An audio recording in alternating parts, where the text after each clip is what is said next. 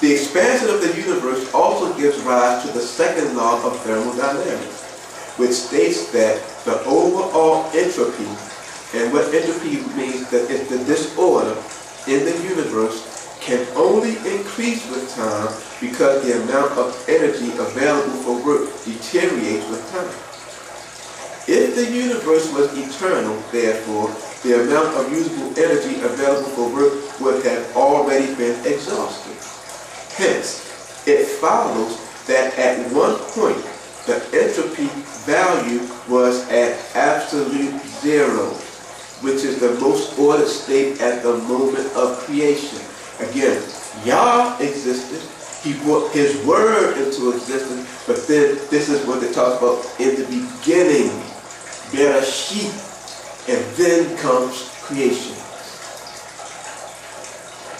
Again, it follows that at one point the entropy was at absolute zero, and the entropy has been increasing ever since. That is, the universe at one point was fully wound up and has been winding down ever since. This has profound theological implications, for it shows that time itself is necessarily finite. If the universe were eternal, the thermal energy in the universe would have been evenly distributed throughout the cosmos, leaving each region of the cosmos at uniform temperature, rendering no further work possible. The general theory of relativity demonstrates that time is linked or related to matter and space, and thus the dimensions of time, space, and matter constitute what we would call a continuum. They must come into being at precisely the same instant.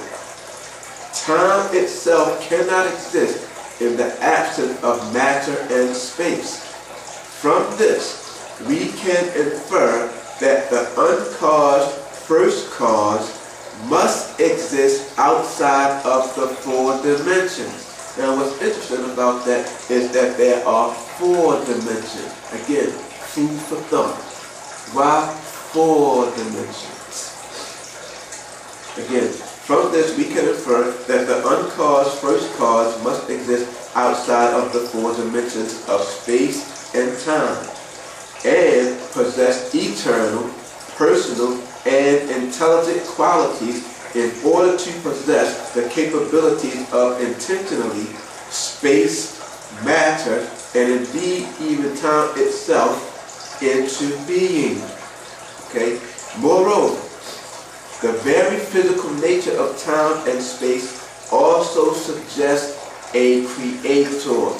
These are scientists.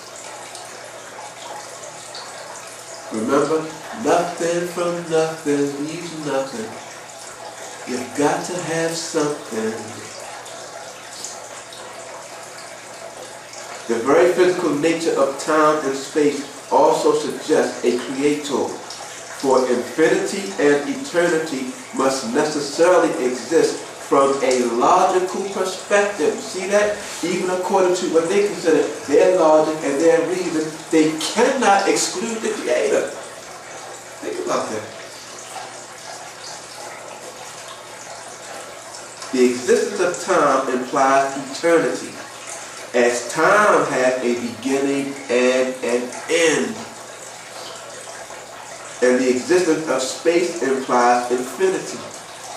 The very concept of infinity and eternity infer a creator because they find their very state of being in Elohim, who transcends both and simply is.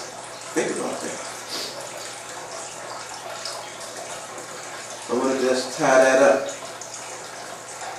and connect it with Psalms chapter 53. And what's interesting about this song is that it mirrors to some degree the same thought about Psalms 14.